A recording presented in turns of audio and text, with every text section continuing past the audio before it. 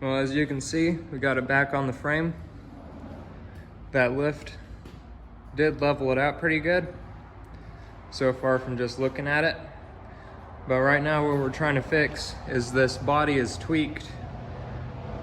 So right here, the tire was sitting in the fender on the driver's side. And then on this side, the tire was sitting outside the fender on the passenger side.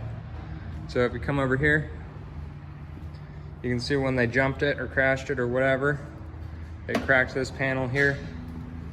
There's cracks going all through here and down in here. We're gonna get those all fixed up right now and have a look at some of this nasty grime here. Yeah, Toyota grime, good stuff.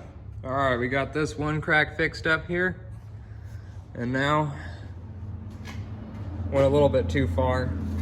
This panel is all rusted out, so I cut out a new piece and welded it in there, low and slow. That crack we haven't messed with yet, but I discovered on this side, we got ourselves a little loose piece here. That's all crinkled up. This entire piece here is broken off. You probably can't tell, but it's all crushed in. Right in there. Same on the other side. We're gonna get it all fixed up though, and it's gonna be just as good as new. Almost as good as new. All right. I've been making this custom power steering tensioner here because the ones that are original are $200 for just a little tensioner, most likely with a bad bearing on the idler there too. So just make sure that it locates up with those two holes there, and then there's one on the head that you have to make sure it lines up there. I'm gonna add a little bar that kind of goes like that on there. That is gonna have a hole right here for the bolt to pass through so it can tension it up. And right here, this is the valance. I don't know, front grille support. It goes on right there, but I don't know if you can see it.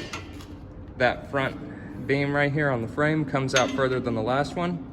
So I had to notch it out, which made it pretty flimsy. So I put on a back plate there, boxed it in. Now it's pretty strong. It's just the little things that make it cool. All right, now I'll get that power steering idler finished up, show you what it looks like. Also, look at those welds right there.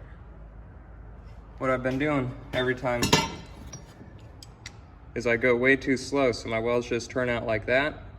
So on this one, I sped it up a little bit, and it turned out much better. Now I'm gonna try the same thing on that top brace, putting it on right there. Should look nice. So I got a little quick tip for you here. I got the hole drilled out for it. It looks a little bit ugly, but it'll work. Clean up the edges a little bit, deburr them.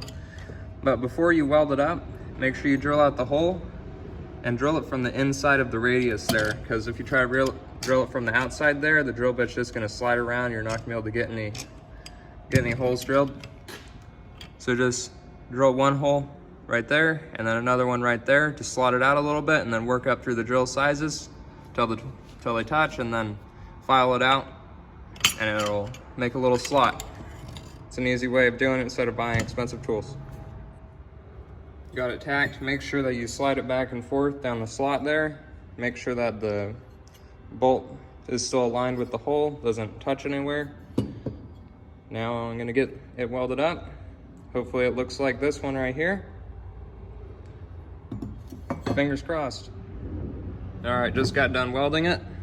You can see I had to reposition a few times, but otherwise the welds do look good, and the parts where I was able to keep it continuous. I did weld it on the back side here. That doesn't need to look pretty because I'm gonna grind that all down, make it smooth. I did fill a little gap right there. I don't know if it's gonna focus or not.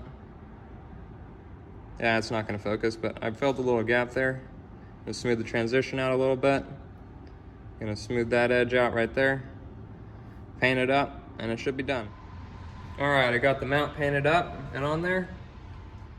It's looking premium. This pulley and everything is still in line. The welding didn't warp it or anything. And for the trolls out there are gonna say that's rubbing on the valve cover. It isn't. There's a gap there. It covers up that little half moon rubber piece right there in the head.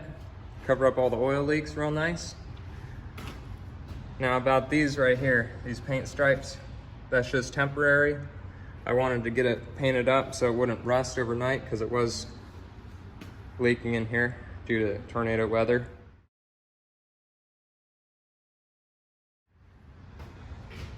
We're gonna get all the wiring somewhere, I don't know where, so you can get it all painted up, get it looking real nice for some demonstrations in that area, maybe in some other videos. Well, I don't know what happened here. I don't know if it was a sudden fit of passion or a little bit of chronic BFD setting in here. But I'll let you guys see what I got turning around here. Yeah, I might have went a little too far there. Went ahead and painted everything, including the front end. First I was only gonna paint, you know, the inner fenders and stuff, and then the whole entire area, and then also the whole entire front assembly. Yep, pretty sure it's bad financial decisions. And for those of you out there wondering, yes, I did tape everything off that I didn't want painted, so it's all still filthy and dirty. But don't worry, there's no paint drips or anything on any of this, so you can leave me alone in the comments. Now on to the next stuff. Probably gonna be cleaning up this wiring, putting it all back. We need to mount the power steering reservoir here for all the power steering fluid.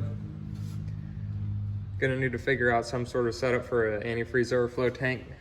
All I had in there was one of those little junk ones you get at the parts store. Hopefully gonna get something a little better in there. This isn't the right belt for the power steering pump. I just had it set up on there. Everything's perfectly in line.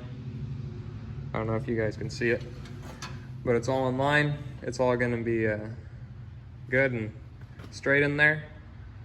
So I'll pick you back up in a minute. All right, everybody. Got all the wiring cleaned up here. It's looking real nice. Battery cables are where they're supposed to be. You may be wondering why there's such a big battery tray there. That is not stock. I made it out of a forklift lid.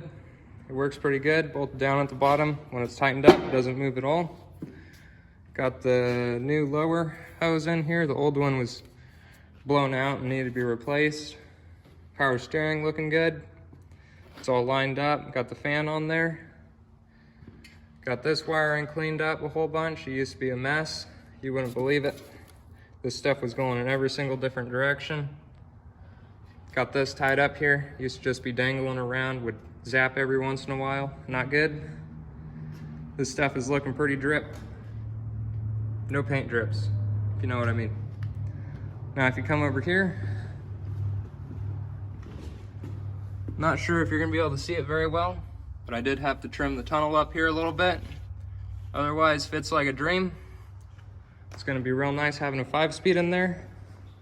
I am gonna call the episode right now because it's been working on it for about 2.5 weeks.